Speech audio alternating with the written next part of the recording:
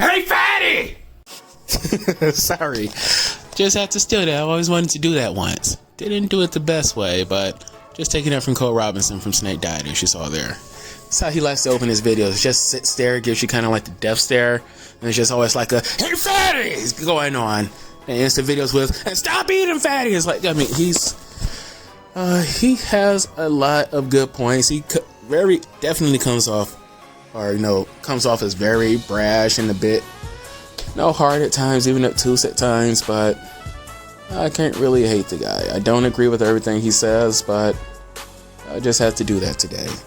I know he's just been looking at my food all this time and like, oh, the picture hasn't changed, right? That's all I ate yesterday. It's still a lot. Calorie count's still high out, the numbers are still high, but it's going down day by day. I'd be lying if I said I felt different after yesterday. As you see, I still drank quite a bit of that pop yesterday. I actually drank a lot of it. I drank as much as I felt like drinking, and then I just went and opened up the rest and poured them out. And that ended up being almost about 10 to 11 cans that I poured out. So, I mean, I could have technically took it back to the store and got a refund, I think, but it seemed kind of shitty to do that. I kept it here for over a week, and then they can't really do anything with it. They have to destroy it. Even pre-COVID, they would have to do that. They can't really take the food back and put it on the shelves. It just feels like crap doing it, even though I have the right to do so. But moving beyond that, things have been ramping down, if that makes sense. So I haven't eaten as much today compared to other days. I still feel a little hungry, but yeah, it's nowhere near as bad today as it was a few days ago, let alone a week ago. So I guess that's some progress. Unlike these steps you're about to see here, I mean, not much happening there. Still working on the basement, not doing any dedicated walking like I was before.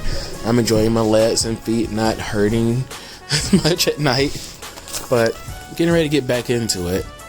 I ordered one more jump rope. Yes, that is a second jump rope. Ordered in less than 30 days and I already had a bunch already. This one is a rope without a cord on it. That way I can jump in the house versus outside. And it's like, I just feel like I keep collecting these jump ropes, playing the jump rope, and I'm just not ever doing it.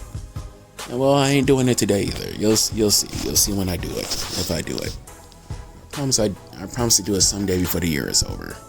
Okay. I should pretty much just put the same keto picture up here every day and just not change the date to see how long people would notice. Because, I mean, I'm still getting 0 every day, so we'll see how that changes as the hunger goes down. Okay, glucose is still kind of low. I mean, it went up by 11 points in the fasted state, but I'm not mad about that. It's still kind of lowish for me, so I'm happy about that. Despite the crap I ate, it's still kind of low. So yeah, at the bottom, I think I went down by about a full pound, about 1.1 pounds. Okay. See, my heart rate was still pretty high when I did my blood pressure today. Pretty much, I was in a tight spot there. That's about the time that I feed Aiden. Did not plan these things outright, but I did not want to get up, feed her, and then cool down again, and then do it again. This is just me in a state where I'm not perfectly at rest. Sat down for 6 minutes, but I wasn't actually calm at that point. But I'm willing to take this L today on the blood pressure. Yeah, so passion for food has this wonderful biltong recipe, essentially, South African jerky. And I'm going to use it. I watched this video multiple times. I didn't just watch the beginning and just quit out. It's like my sister 7 times looking at it. Such a simple recipe, but I just had to look at it many times. And well, yeah, I have just about everything I need today. I'm just waiting for Amazon to bring me my coriander, because it was much cheaper to get it through them in bulk with decent quality versus getting it from the store. And I'm going to make it today. It took them 10 years to master and create this recipe. It's only going to take me about 10 days to just, take it, eat it, enjoy it. Oh, but seriously though, check out the video if you're interested. It's much simpler than I ever thought to make jerky.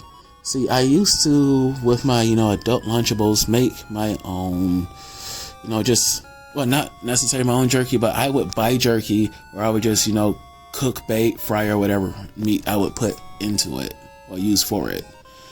And so I'm like, I stopped using jerky so long ago, because getting ripped off with the prices versus the, actual volume of product that you get. And so now I'm like, okay, I never once decided to look at how to make it. I was like, it's probably gonna be a process I don't want to do, don't feel like doing. It's like it's impossible for me to do such a thing, get home, and I'm sitting here watching this video. I'm like, oh, you just keep falling for this trap. And this is the Dell trap. See, it looks like I'm very knowledgeable on things, but here's the thing. Everything that I have any excessive amount of knowledge on, or at least, more than just a superficial level of knowledge on, I at one point would just sit there and just like, I don't care about that. I don't want to know. Until I actually had to do something with it, or just got curious enough to look, and then I just feel silly for not doing something for so long. Like about 12 years ago, I knew almost nothing about computers and the internet. I mean, I used them. I mean, I could do the most rudimentary stuff with taking them apart and putting them back together, but I really did not know it. It was just Legos telling me I was playing a dangerous game, or I could have actually died a few times because I was messing with capacitors as well then. But, I've gone from that to being, management and IT at some places, level 2, level 3 IT support, operations. I've jumped all over the support side of IT for over a decade now. And so I know so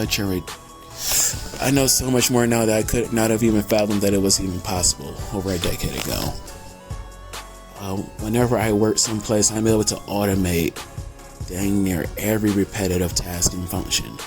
And it took me a while to learn to keep it secret. I actually lost a job one time because I made it so efficient that all they needed to do was click my scripts, and they were able to do over 97% of my job, and the rest of the physical work, that was a very small part of the job. So yeah, I fished myself out of a job once. This was at Comerica. At least they gave me a recommendation to work on the help desk after making their 5th operations position unnecessary at their Auburn Hills location. So that was kind of nice, I guess. And it paid more somehow, so I was like, okay. Getting back to this food, I am looking forward to making this, but you will not see the video go out for anywhere between 10 to 14 days or so. Because while it's quick and easy to do the first part, or at least you only spend about 30 minutes to an hour in the first part, you gotta let it wait. You're curing the meat, so it's actually gonna sit and hang here in my house for at least 7 days, somewhere between 7 to 14, and then I'm going to cure it a second time once I slice it up and cover the insides with the spices again, so I'm not eating it raw. I mean, it makes a nice little tartare, like you said, and I would eat it like that, but I want it to have a longer shelf life. I want to keep it in the fridge and the freezer, but yeah, it would be awful to unthaw something that's pretty much rare in the middle and then just try to eat it off of a seaweed snack with some cheese and some wine. So, taking a long way through here, but if this works out, this is going to be great. Thank y'all for your patience. God bless you all, and you have a wonderful day. Bye-bye now. Oh, one more thing. Stop eating, fatty!